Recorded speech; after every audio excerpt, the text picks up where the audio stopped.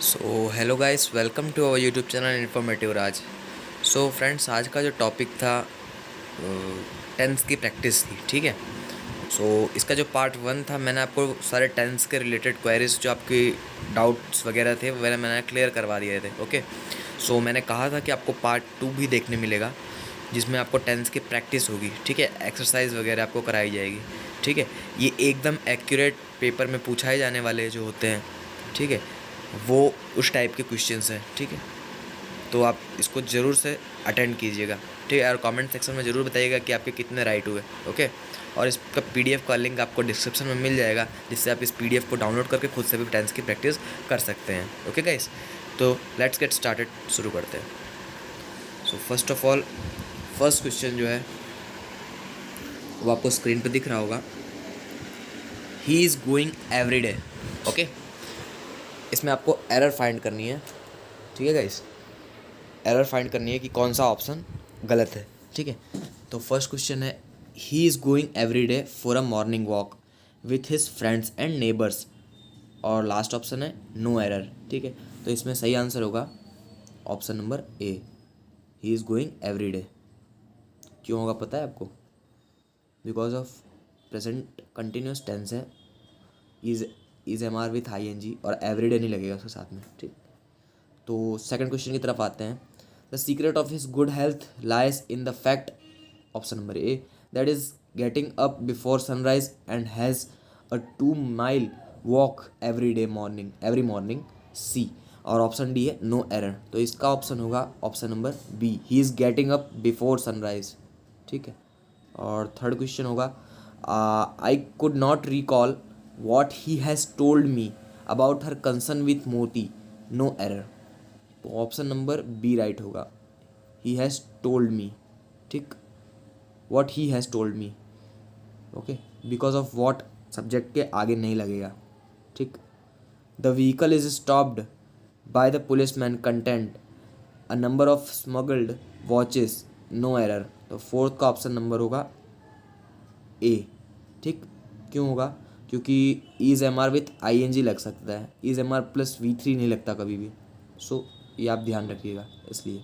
सो fifth question है, newspaper told us about the events that happen all over the world, no error. तो fifth question का option number होगा A, newspaper told us, not a told us, it's tell us. Okay. तो question number 6 में अब चलते हैं। Question number 6, oh sorry sorry. So guys, question number 6 की तरफ चलते हैं। ओके। सो क्वेश्चन नंबर 6 क्या कहना चाहता है, देखते हैं।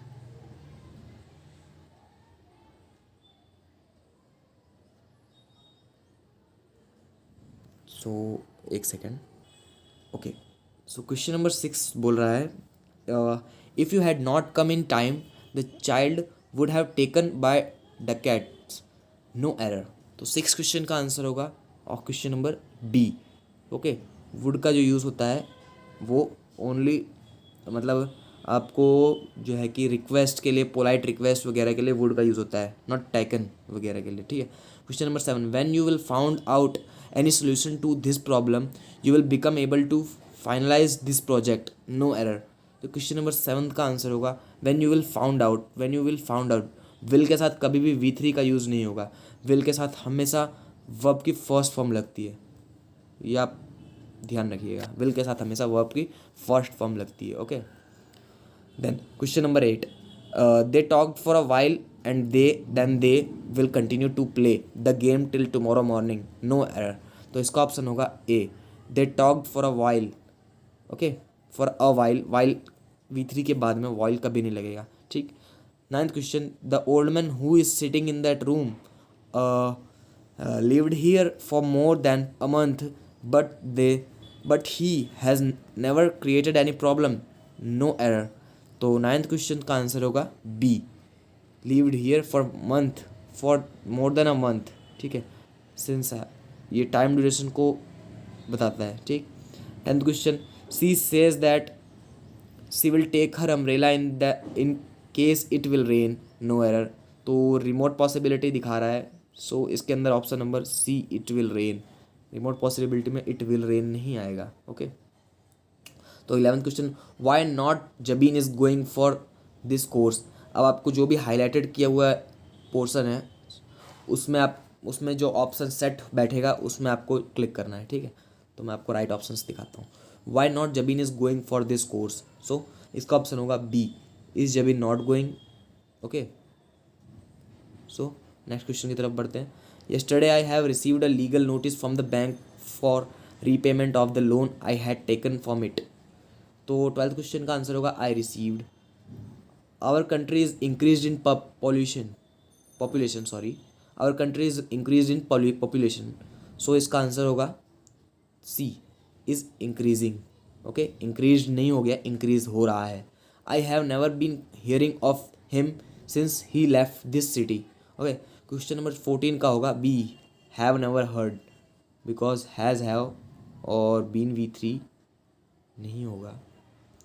15 question, Ravi has been demanding a lot more marks doesn't he. तो 15 का आंसर होगा ए, हैजंट ही होगा। So 16, if he will discharge his duty sincerely he will not come to any harm. So 16 का आंसर होगा B, discharges होगा, not discharge होगा। So 17, it took him a long time to have been recovery from his illness. So 17 का answer होगा सी, to recover होगा, वो आपकी first form, ठीक। तो ये हो गए प्रैक्टिस के क्वेश्चंस जो मैंने आपको प्रॉमिस किया था कि आपको पार्ट 2 में जो आपको सेकंड मतलब आपको देखने मिलेगा, तो मैंने आपको प्रैक्टिस टेस्ट लगवा दिए इसके। अब आप कमेंट में बताइएगा आपके कितने राइट थे, आपको कितना आता था, ठीक है। आपको इसकी PDF की लिंक जो आपको डिस्क्रिप्शन बॉक्स में मिल जाएगी, जिससे आप इसे डाउनलोड करके खुद से भी आप प्रैक्टिस घर पे कर सकते हैं। आपको मैं बता देता हूँ कि ये बिल्कुल एक्यूरेट क्वेश्चंस हैं। एग्ज़ाम में air force X and Y group के लिए बहुत ही ज़्यादा इंपॉर्टेंट क्वेश्चंस है, ठीक है। ओके गाइस, ठीक है, गुड बाय।